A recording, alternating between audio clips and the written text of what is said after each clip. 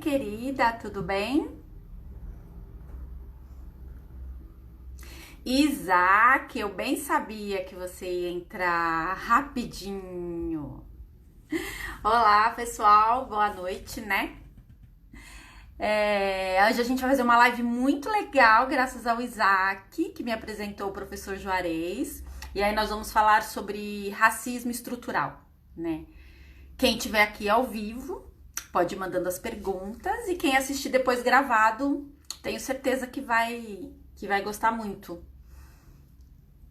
Vamos esperar aqui, né? Aquele momento que o Instagram começa a chamar Patrícia, querida, tudo bem? Vamos aqui. Olha, o professor Juarez já tá aqui. E aí eu já vou convidá-lo.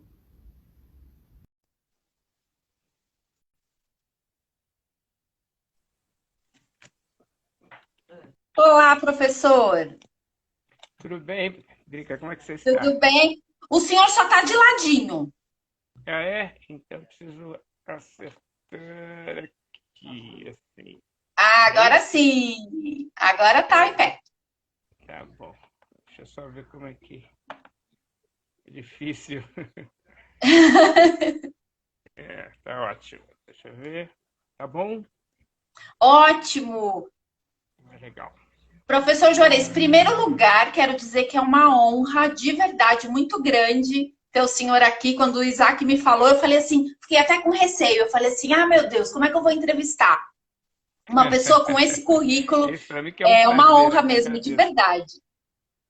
Obrigado, a honra é minha. Muito obrigado. Tô vendo que ele entrou Professor, aí também, né?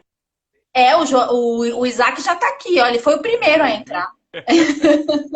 Bom, bom, Professor, ótimo. primeiro, assim, para quem não conhece, né, o professor Juarez é doutor em comunicação e cultura, né, professor da Unesp, aí em Bauru.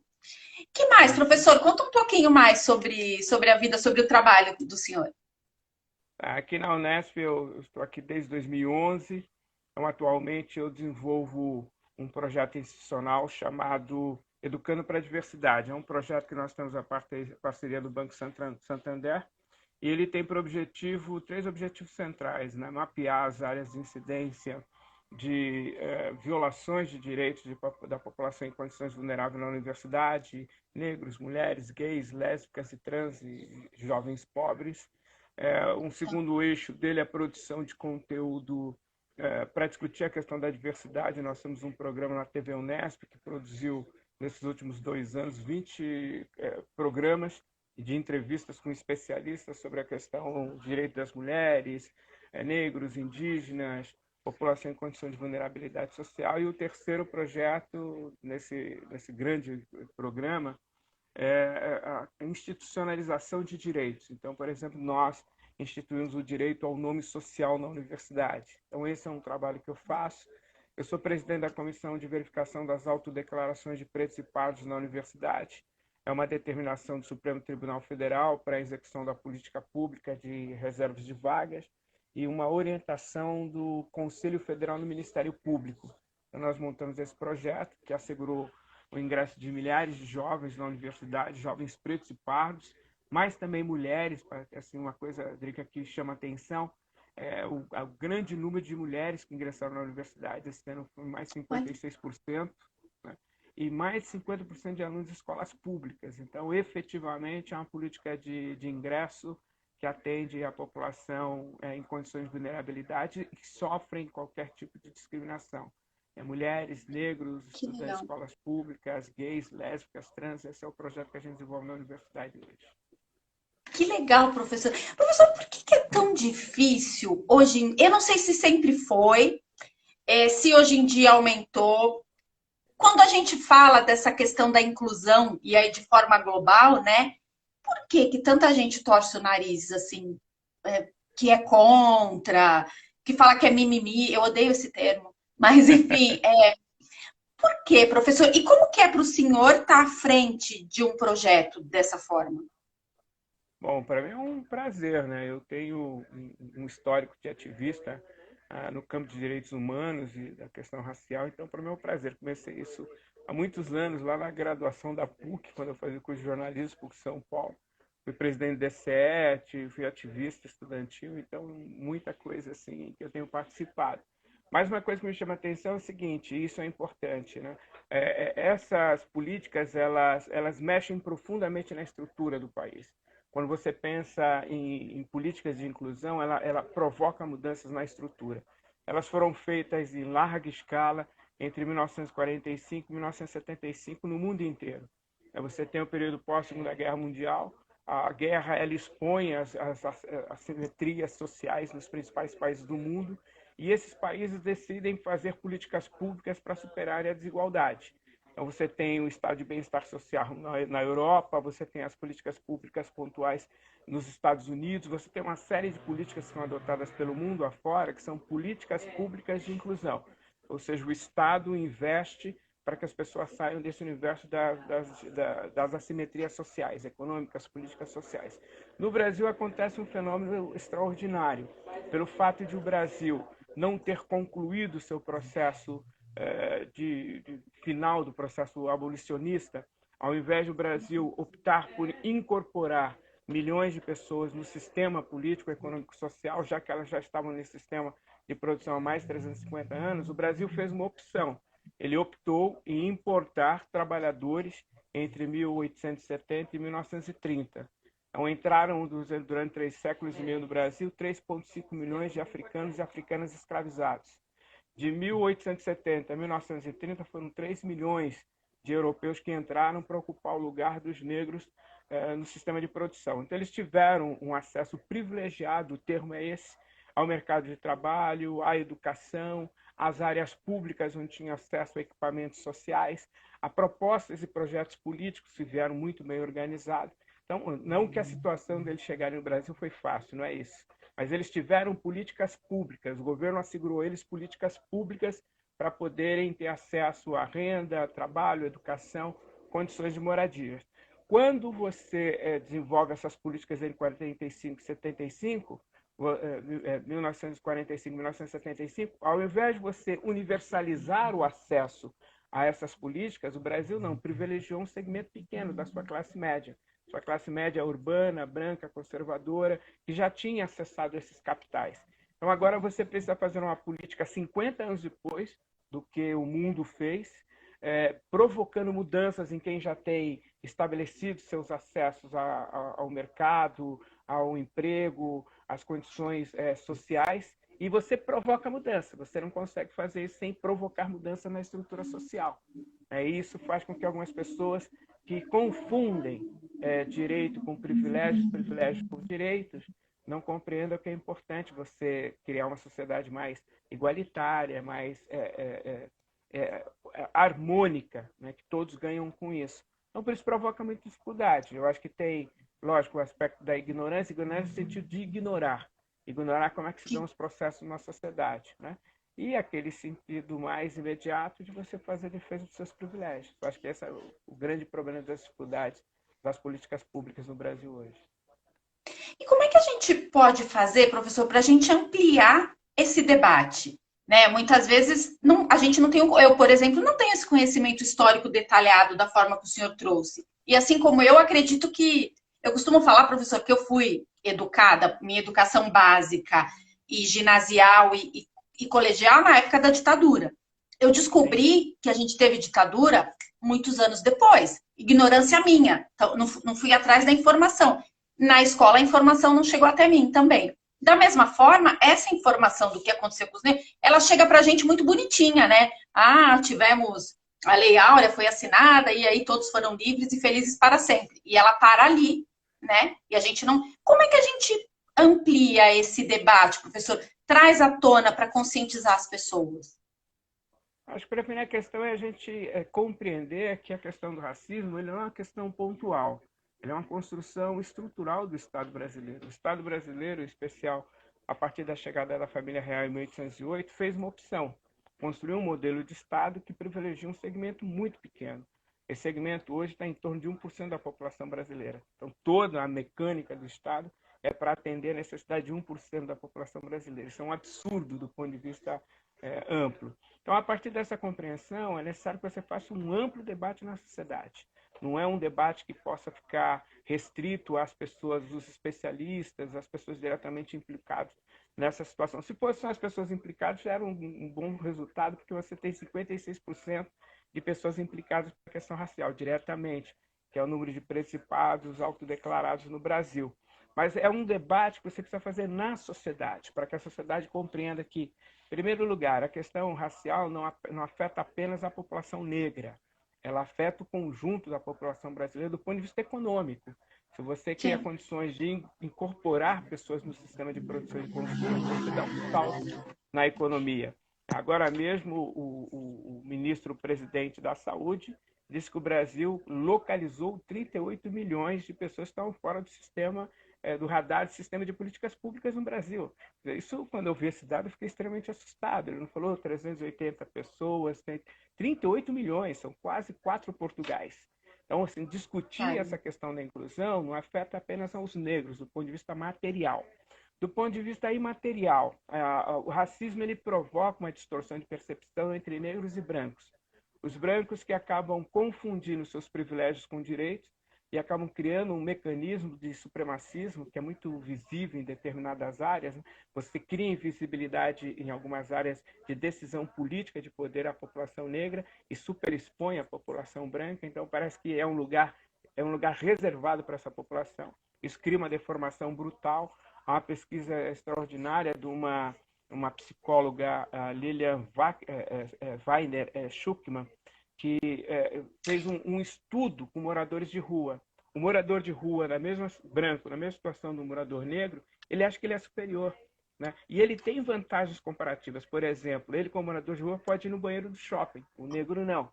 Então, você vai criando bônus raciais, né? Isso vai deformando a percepção das pessoas e deforma também a percepção da população negra, que acaba achando que aquele não é o seu lugar. Então, prejudica negros e brancos. E a terceira coisa importante, que eu acho que essas manifestações dos Estados Unidos, pelo mundo afora, né, do Black Lives Matter, acho que trouxe uma coisa muito nova, na minha opinião, muito nova. É a primeira vez que você vê grande contingente da população branca indo às ruas, fazendo crítica ao racismo. Né? 2 cartazes me chamaram muita atenção nas manifestações dos Estados Unidos. Um de Nova York, em que a cartaz dizia: a omissão da população negra em relação ao racismo provoca a morte de negros. É a mesma situação que nós vemos no Brasil. Uma segunda, outra foi em Minneapolis, que a menina dizia assim: nós vamos para a rua fazer uma barreira de proteção à população negra, porque a polícia não vai ter coragem de atirar em nós diante das emissoras de televisão. Então, essas percepções que a população branca dos Estados Unidos está tendo, a classe média branca está tendo, é necessário ter no Brasil. Né? Nós precisamos, quem diz isso é a filósofa Sueli Carneiro, nós precisamos no Brasil ter um amplo movimento social branco democrático para superar o racismo. Um movimento branco democrático de enfrentamento ao racismo, de enfrentamento onde o negro não está, de enfrentamento no mercado, de enfrentamento no Estado, de enfrentamento nas áreas sociais de inclusão. Quer dizer, é essa ação política que eu acho que vai propiciar um debate mais amplo na sociedade brasileira. Primeira coisa é isso, até a gente chegar à compreensão de que são necessárias políticas públicas. Em nenhum lugar no mundo, Drica, em nenhum lugar você enfrentou e superou a desigualdade social sem políticas públicas.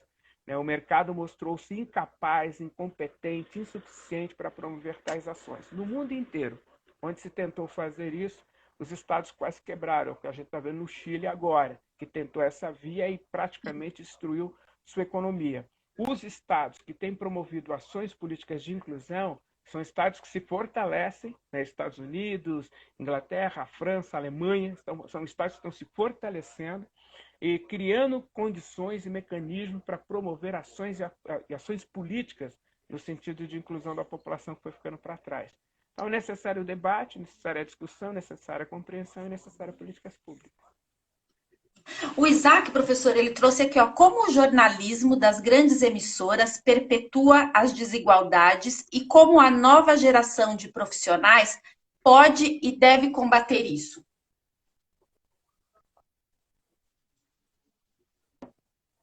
Acho que travou, professor. Será que travou? Agora, voltou? Agora voltou. Agora? Voltou. Complementando, professor, essa colocação do Isaac, eu assisti uma entrevista na CNN, eu assisti um trecho da entrevista da Lilian Suárez, não sei falar sobre o sobrenome dela, que o senhor pontuou Lilian aqui, né, que Schwartz. ela trouxe aquele estudo, Schwartz.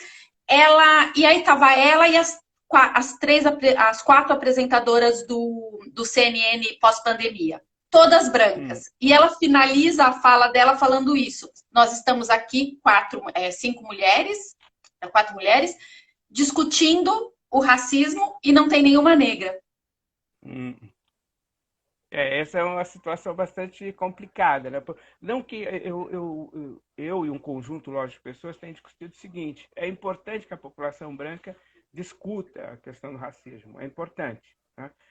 Mas é importante também que compreenda o ponto de vista da população negra. Quais são as visões, as leituras, as análises e compreensões que a população negra tem em relação à questão do racismo. Isso acho que é fundamental, necessário. E num debate como esse, deveria ter tido a sensibilidade, né, de chamar pessoas que estão discutindo isso. Né? Há hoje um conjunto de pessoas na sociedade brasileira, intelectuais de envergadura, que têm discutido a questão racial há muito tempo. O movimento negro moderno discute isso há pelo menos 40 anos. Então, nesse conjunto de pessoas, há pessoas muito qualificadas para compreender esse processo todo. Então, acho que é importante trazê-las. Uma outra questão fundamental: não é possível você pensar a superação de qualquer problema no Brasil se não passar pela questão étnica racial. Há um fator que me parece importante. Durante muito tempo, a intelectualidade institucionalizada brasileira, majoritariamente branca, quase que infinitamente branca, quase que negligenciou a profundidade da questão racial. Né? Não compreendeu, não estudou, não debateu, não avaliou, não se aprofundou nessas questões. Então, num debate como esse, é legal ter pessoas negras que estudam a questão, não é para uma questão de cota, de ter presente, é para ampliar a percepção, ampliar a percepção. Muitas pessoas brancas não têm tido a percepção do racismo. Né? Uma coisa que é interessante nos Estados Unidos, até pela institucionalização desses enfrentamentos, uma líder comunitária de Minneapolis falou uma coisa que eu achei interessante. Ela fala: eu trabalho com uma mulher branca. Ao final do expediente, ela vai para a casa dela e eu vou para minha casa. Ela vai para o bairro branco dela, para os amigos brancos dela, com a relação branca dela, e não conhece a realidade da população negra. Então, quando explode isso, ela não entende. É um pouco que nós vivemos no Brasil. Quando explode a questão racial, muitos intelectuais muito bem preparados não compreendem isso e não compreendem a profundidade da questão, né? Porque a população negra faz tais reivindicações. Eu acho que é importante considerar isso, né? Existem pessoas no Brasil há muitos anos estudando a questão étnica racial e têm condições de interferir nesse debate com muita qualidade. Acho, no mínimo, a falta de sensibilidade hoje você fazer um debate para discutir a questão negra sem ter pessoas negras. Seria a mesma coisa você fazer uma roda para discutir a questão da mulher sem ter uma mulher, né? Discutir os direitos da população LGBT se não tem ninguém representando essa comunidade.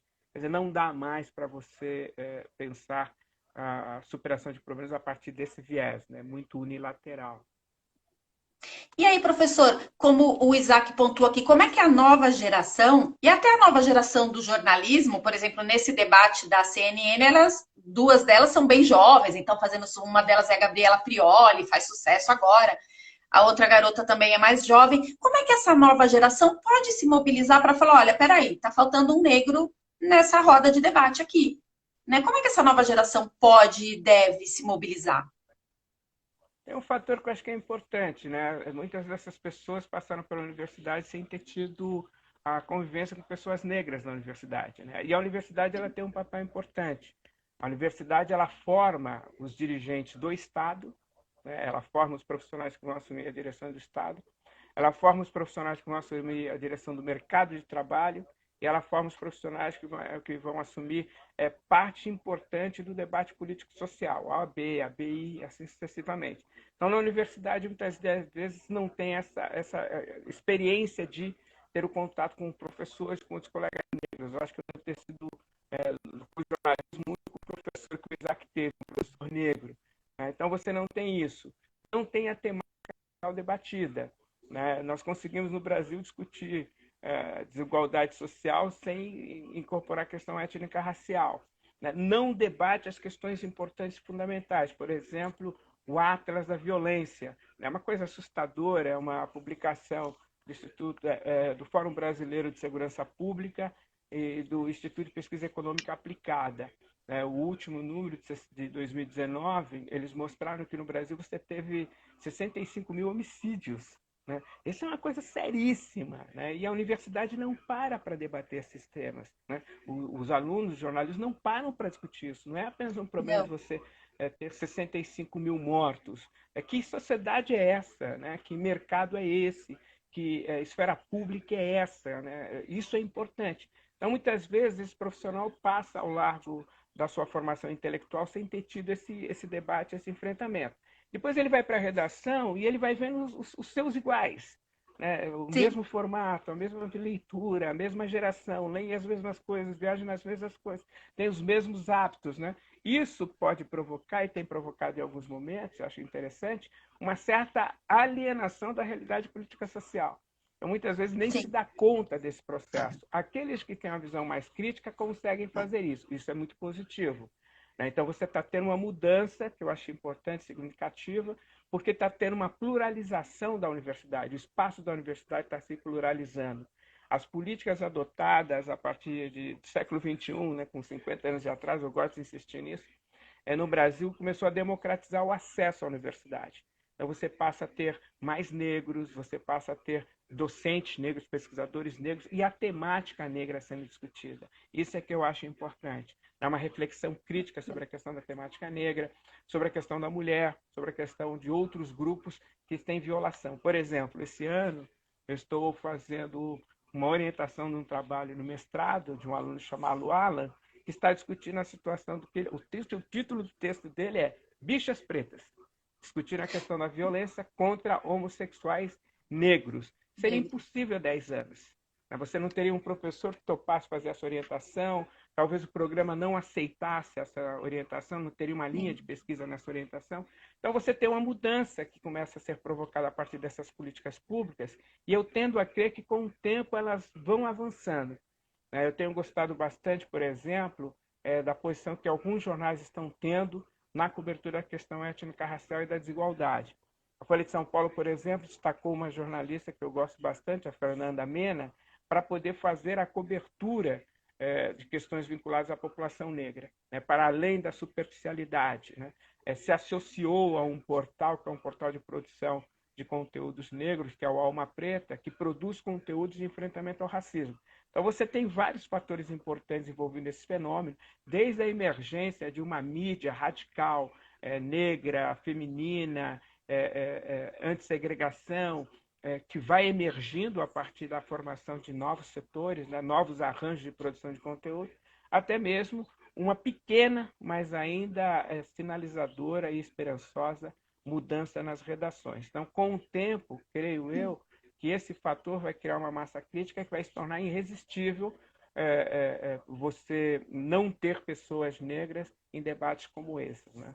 E olha que são pessoas de boa acessibilidade. Né? Eu acho que são pessoas envolvidas em debate interessante, mas nem sempre tem a percepção na hora correta para poder lidar com isso. Né? Isso é um problema sério. É de percepção, a gente precisa mudar essa percepção. É um trabalho bastante. A gente tem muita coisa ainda, né, professor? Muita coisa já se conquistou, mas eu enxergo que ainda é muito pouco. Né? E eu confesso para o senhor está falando sobre inclusão e essa importância. Eu fiz jornalismo, me formei em 93, não me lembro de nenhum negro, nem professor e nem estudando comigo. E essa questão dos negros e do preconceito, ela só ficou clara para mim, professor, quando eu começo a namorar meu atual marido, que é filho de um negro. E então eu começo a enxergar aquele lado, e a avó dele sofreu muito preconceito, né? Era filha, era neta de escravos, enfim. E aí trazia toda aquela carga do preconceito, e durante as conversas com ela, foi que a minha mente se abriu para essa questão e para a importância dela. Porque até então, eu sinceramente não tinha parado para pensar nisso. Sim.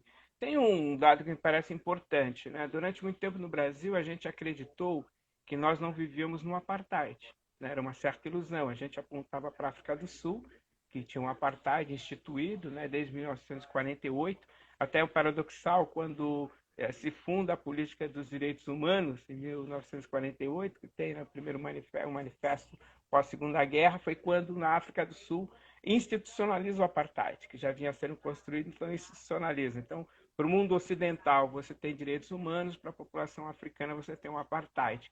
É no mesmo momento. Né? A gente falava muito do apartheid no sul dos Estados Unidos, com a política Jim Crow, que era a política da segregação, mas a gente deixou de prestar atenção nas nossas políticas de segregação. Ela é segregação territorial. Você pega hoje, por exemplo, em especial no interior de São Paulo, mas também na capital, grandes condomínios fechados, que são condomínios de alto padrão, que as pessoas têm um nível de vida equivalente às maiores fortunas pelo mundo afora, e ao lado disso condições muito precárias de condições de vida, né? São as chamadas favelas, cortiços, que são pessoas que trabalham nesses condomínios. Então você tem um apartheid social muito evidente, muito forte, mas também nós temos um apartheid mental. Nós temos uma percepção que vai se acostumando, vai se moldando a essa realidade. Então a gente não fica indignado quando você tem ao lado de uma escola extremamente precária, uma escola particular de alto padrão. Você não fica indignado que você está sucateando o SUS, mas você tem hospitais caríssimos do lado e plano de saúde. Você vai se habituando a constituir no seu dia a dia uma vida apartada da outra. E quando você se dá conta, você está totalmente apartado dessa realidade. Né? Provoca uma brutal alienação em relação ao outro, não tem empatia. Né? Você tem e tem movimentos concretos no mundo. Né? Você tem nas periferias de São Paulo jovens que organizam 10, 15 mil jovens, né, para dançar, para poder fazer apologia da alegria, da felicidade. E as pessoas do lado não sabem disso, desconhecem isso. Só vão saber disso quando tem uma ação da polícia e mata 9 jovens. Né? Então você tem uma realidade que as pessoas vão ficando alienadas dela, né? Vão ficando totalmente distanciadas dela. O problema é que isso tem implicação brutal na organização do país. Na medida que a gente vai perdendo essa sensibilidade, acontece o fato de você perder a empatia. Drica, eu não me conformo, nós temos 65 mil mortos. Né? E isso não cria um movimento social para impor uma política de isolamento mais eficiente. Nós tivemos mortandades assim no Brasil em algumas ocasiões. A gente teve na Guerra do Paraguai, entre 1865 e 1870, e morreram 50 mil pessoas. Nós tivemos o massacre de Canudos, que morreram 25 mil pessoas entre 1896 e 97.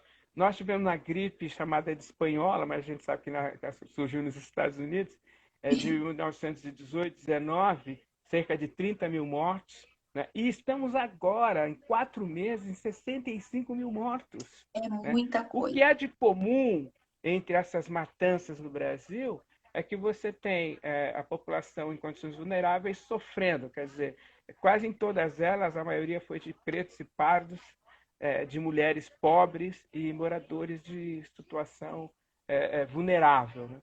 Então, o problema da alienação é que ela destrói qualquer possibilidade de empatia com o outro.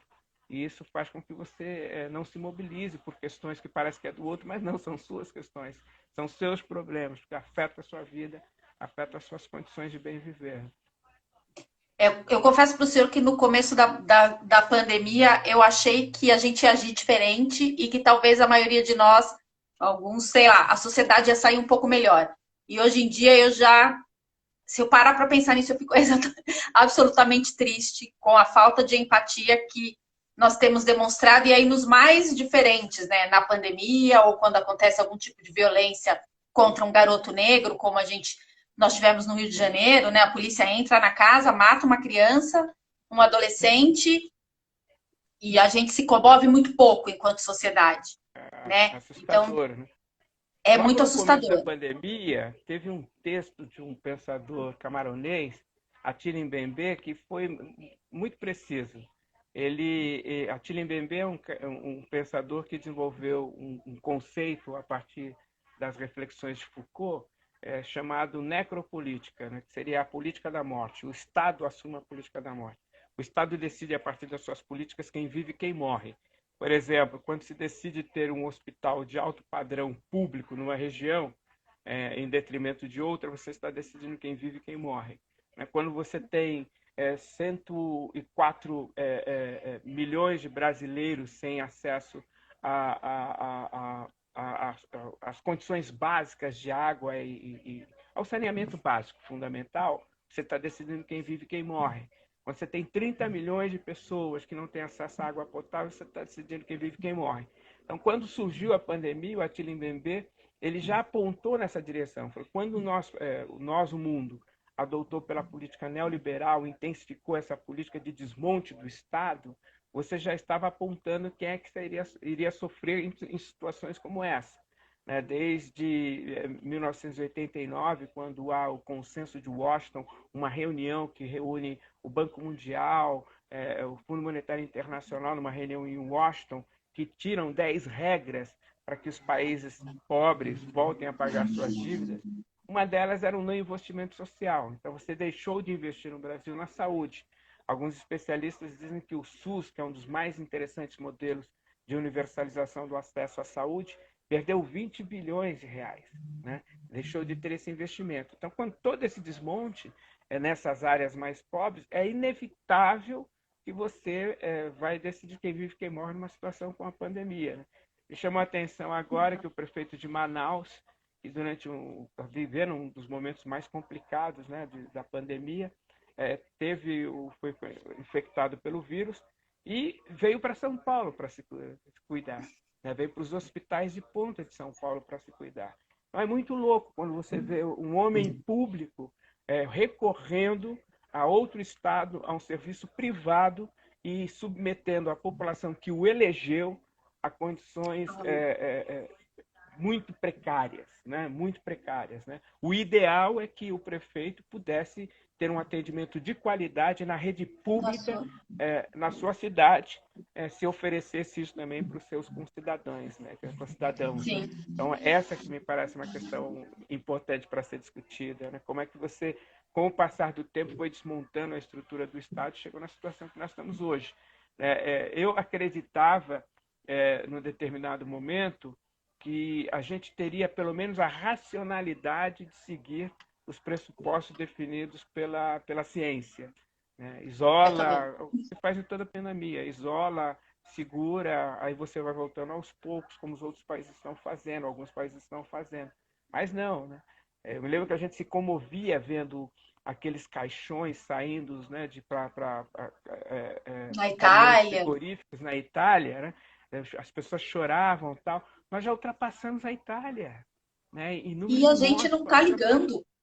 Não está ligando, não está ligando. Eu vi É uma cena muito... agora na televisão do Rio de Janeiro, é assustadora, né? Então, é isso que eu acho que é o resultado de uma sociedade dividida estruturalmente pela desigualdade provocada pelo racismo, que faz com que as pessoas percam qualquer tipo de empatia com o outro. Perde o interesse de cuidar do outro, sem se dar conta que cuidar do outro é cuidar de si. Então, essa situação é muito complicada. E achei que quando o Attila Mbembe apontou isso lá atrás, a gente já caminhava um pouco nessa direção, né? De Com falta de certeza. empatia. Professor, a Patrícia, ela fez um comentário aqui, né? Torcendo por leis mais severas contra o racismo. Vemos privilégios e números aos brancos. A Ré Sari Corte Real, que é a primeira-dama do prefeito, né? Ela de uma cidade de Pernambuco, tem privilégios nítidos, mesmo tendo negligenciado o Miguel. Isso tem que acabar. Existe uma caça. E realmente é muito nítido, né, professor? Se fosse a empregada negra com a filhinha da patroa que ela deixou ir para o elevador e apertou um botão, Sim. Essa mulher estaria presa, com certeza, e estaria quase sendo linchada na porta. Não que eu estou a favor de nenhum tipo de violência, não é isso, mas é o que a gente assistiria, né? Essa mulher, ela...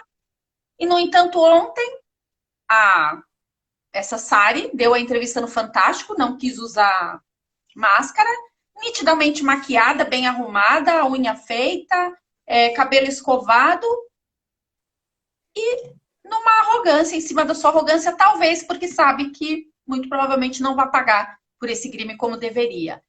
Esse foi um Sim. caso de racismo, professor? Ah, sem dúvida, é o resultado do racismo estrutural, né? O racismo, eu acho que esse é um fator importante, ele tem três dimensões no Brasil, né? No Brasil e nos países que passaram pela situação como o Brasil.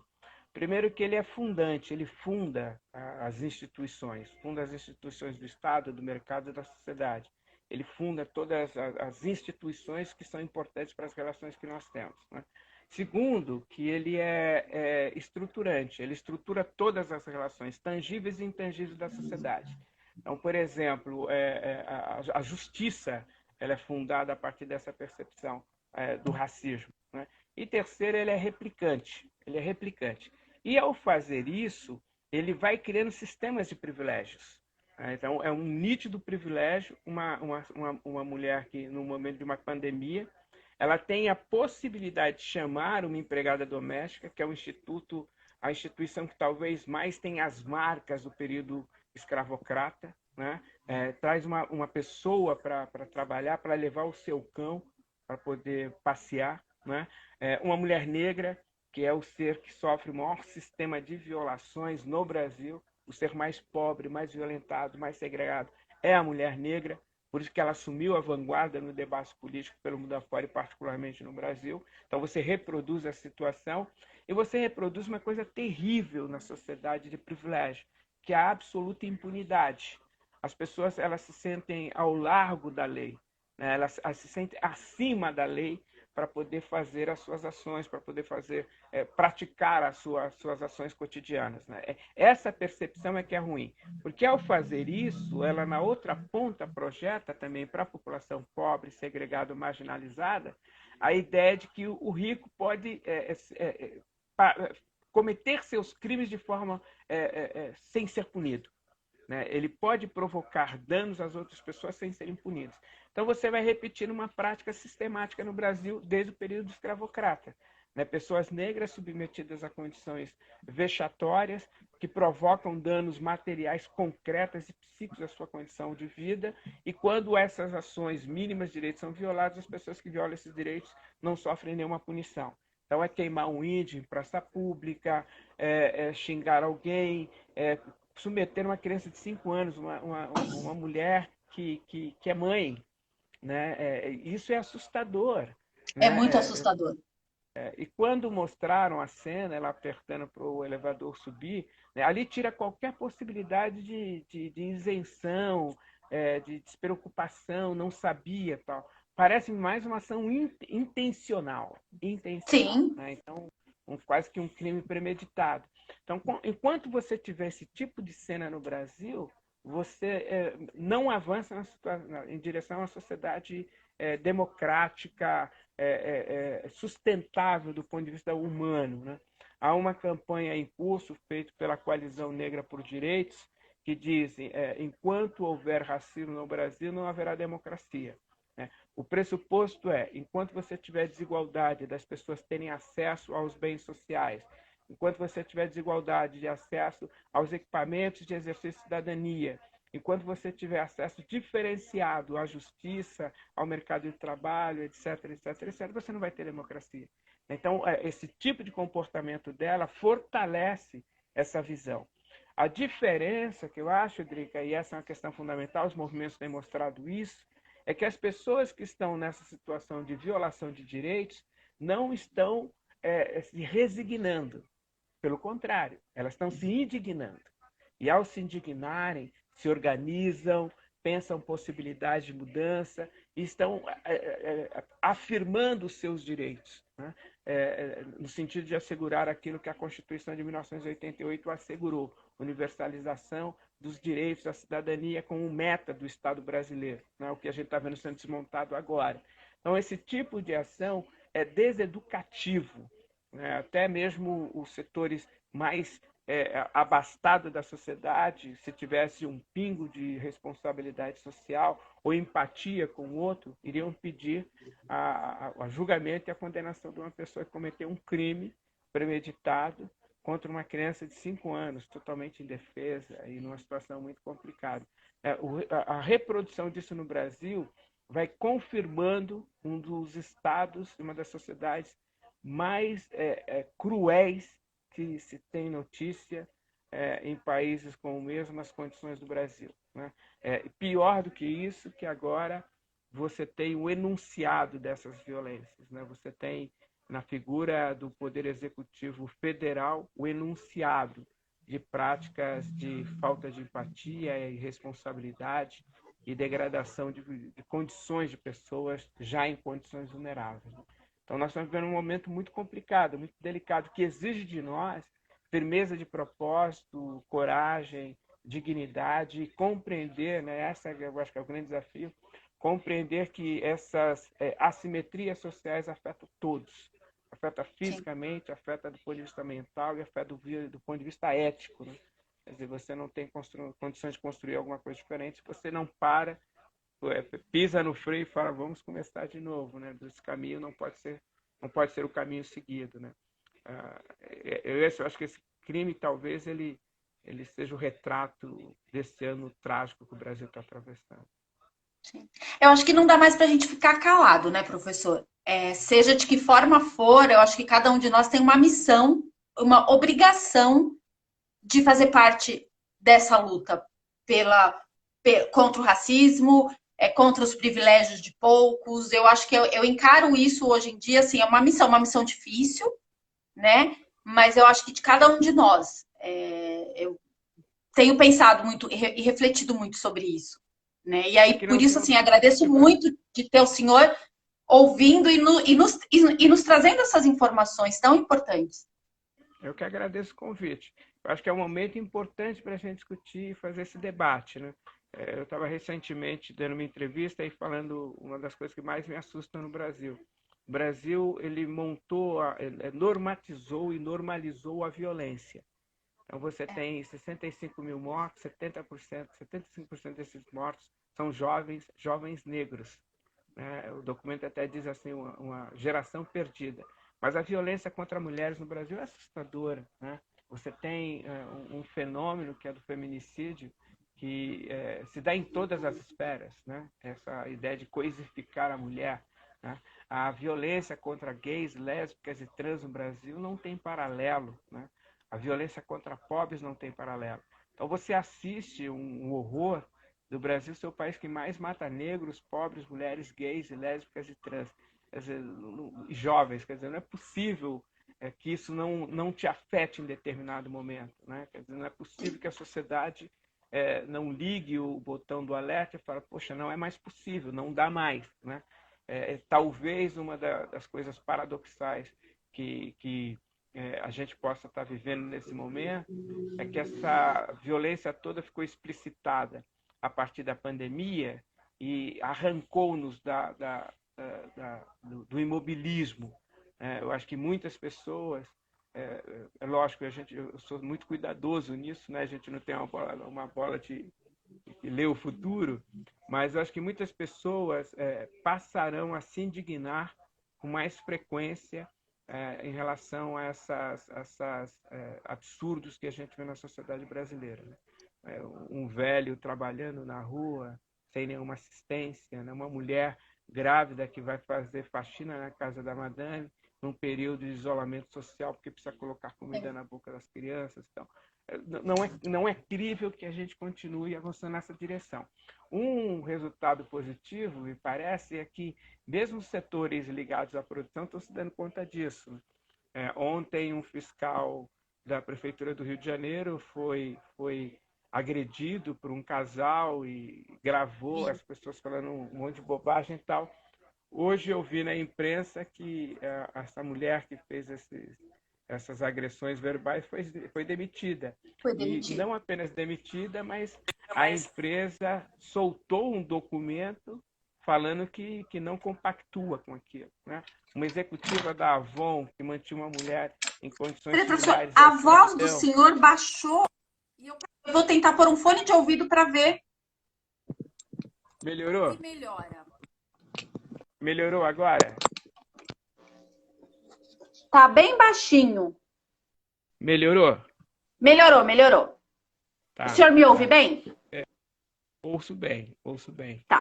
Né? Então, você vê uma executiva da Avon, né, que foi demitida logo depois de ter sido Sim, flagrada com uma mulher em condições similares à escravidão na sua casa. Então, acho que também existe quero crer, a possibilidade de setores sociais não serem mais coniventes com isso, né, que começam a apontar sim. o absurdo que é que você, em pleno século XXI, viver nessas condições. Não é possível, né, que isso também, paradoxalmente, desperte nas pessoas uma visão proativa, né, de enfrentamento a essa situação que nós estamos vivendo. Eu quero crer, o professor Milton Santos falava que é possível você ver a realidade a partir de 3 focos diferentes, né?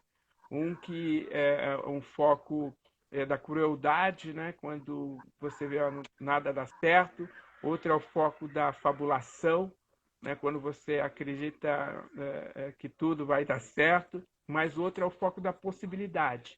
Então, abre-se para as pessoas que acreditam na possibilidade de construir um país mais igualitário, mais focado nas questões humanas e superando as suas assimetrias e violências, né? É possível. Acho que as pessoas podem se mobilizar nesse sentido e nessa direção. O Scaravelli, professor, ele escreveu assim, ó, parabéns, Juarez, pelo seu trabalho, axé. A facada que o senhor levou não será em vão. Vamos reagir estudando, estudando e estudando. E furando esses bloqueios, dentro da ordem de Luiz Gama. Muito obrigado, muito obrigado. Eu acredito nisso também. Eu acredito que a gente, a despeito de várias situações, tem avançado bastante, né? Esses últimos 40 anos, a gente avançou muito na conquista de direitos, né? A gente criminalizou o racismo na Constituição, a gente passou a produzir dados importantes das desigualdades sociais a partir dos anos 80. Nos anos 90, nós começamos a aprendemos a pensar as políticas públicas a partir dos exemplos internacionais. No século XXI, com mais de 50 anos de distância, a gente começou a executar as políticas públicas, então acho que hoje nós estamos mais bem preparados. Eu agradeço a solidariedade dele e acredito que nós estamos num caminho de fato sem volta. Né? Acho que a gente construiu coisas no país que não nos permite mais fingir que elas não acontecem. Né? Com certeza. O Isaac escreveu aqui, eu tive aula com a Agnes sobre ética. Era bolsista, foi professora substituta. Mas na vida, se não me engano, tive 3, acho que ele estava falando de professores negros, né? Teve 3 professores contando com o senhor e a Agnes. É exatamente isso. Vamos ver aqui, professor. No curso, né? É isso Tem mesmo. deixa eu ver se tem mais alguma pergunta aqui. A Patrícia complementou aqui, ó, sim, alienação. Temos visto uma série de absurdos que vão se tornando rotineiros. Mais de 60 mil mortos, por muito menos o Collor caiu. Estamos perdendo a maioria dos direitos democráticos. Professor, a Silvana Inácio, ó, as pessoas normalizaram as mortes, não existe empatia. Deixa eu ver aqui. Professor, quando a gente... peraí, ó, tem uma pergunta do Isaac aqui. Vamos atender aqui as perguntas. Professor, como você vê a pressão do Flamengo e do Vasco para a volta do futebol? É uma forma de segregação e de racismo, pois restringe ainda mais acesso ao jogo? Mas tem a ver muito com o que tem acontecido no mundo afora desde 2008. Emerge no mundo afora uma política de extrema-direita. Nós não tínhamos tido isso desde o final da Segunda Guerra Mundial. Você não tinha um discurso extremado de extrema-direita desde o final da Segunda Guerra Mundial. Então você passa a ter eleições em que a extrema-direita passa a construir políticas e narrativas pelo mundo afora. Foi assim na Itália, foi assim na França, foi assim na Alemanha. O tabu na Alemanha foi que surgiu um partido nazista na Alemanha. Então você tem esse discurso de extrema-direita pelo mundo afora. No Brasil não é diferente. Lamentavelmente, alguns times de futebol, o Flamengo em especial, tem se aliado a essa política de extrema-direita. Né? É uma política que ela tem, do ponto de vista geral, a absoluta falta de responsabilidade com os setores mais empobrecidos. É uma visão de que existe uma população descartável, né? Que essa população ela não opera mais nenhum tipo de impacto do ponto de vista econômico e social, uma população descartável, né? E o Flamengo se aliou a esse discurso, né? Se aliou a um discurso de colocar pessoas em posição secundária em relação aos ganhos econômicos. A fala do Flamengo hoje é uma fala muito mais focada nos recursos que o futebol supostamente está perdendo do que na atenção às pessoas. Até interessante que durante o jogo do Flamengo teve uma reportagem maravilhosa feita por um meio de comunicação. Durante o jogo, no hospital ao lado do Maracanã, 2 pessoas morreram. Então, num período de 90 minutos, 2 pessoas morreram no hospital de campanha. Então, é o total abandono das pessoas em condições de vulnerabilidade. E pior, né, que é a utilização de uma marca forte, que é a marca Flamengo, que tem um grande apelo político, social e mercadológico, para se aliar a uma política que nega toda e qualquer possibilidade de direitos daqueles que vão ao estádio ou iam ao estádio fazer a defesa dessa marca. Essa que é a visão da necropolítica, da política da morte. Você não tem nenhum tipo de responsabilidade com aqueles que ficaram para trás. E o Flamengo se alinhou a isso, se alinhou a essa política. Eu acho que tem muito a ver com o que nós estamos falando aqui agora. A extrema-direita, ela é retroalimentadora do racismo, ela é retroalimentadora da violência e da brutalidade. E o Flamengo, que é um time de massa, se aliou ao que há de pior na política nacional. Não tem sentido você voltar a ter os jogos do Campeonato Carioca numa situação como essa. Na Alemanha voltou, mas a Alemanha tomou medidas e no momento em que as infecções e mortes estavam reduzindo, estavam caindo na Alemanha. A Espanha também, a Itália também. Outros países fizeram isso. No Brasil, não. Nós estamos numa linha ascendente de casos.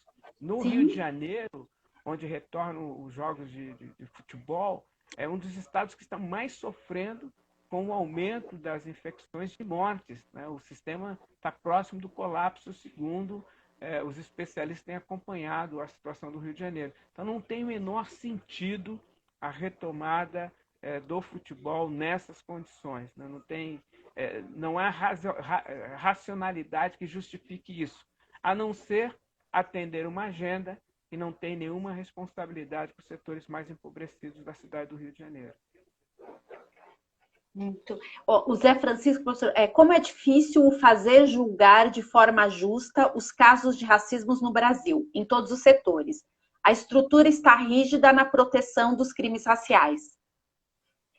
Professor, não pode, desculpa. Eu acho que tem um problema seríssimo que a gente tem identificado nesses últimos 40 anos. Você tem uma prática de preconceito, que é a visão preconceituosa em relação à população negra, e que tem um certo remédio legal, que é a política, por exemplo, de educação e informação sobre a participação dos africanos na construção da civilização brasileira.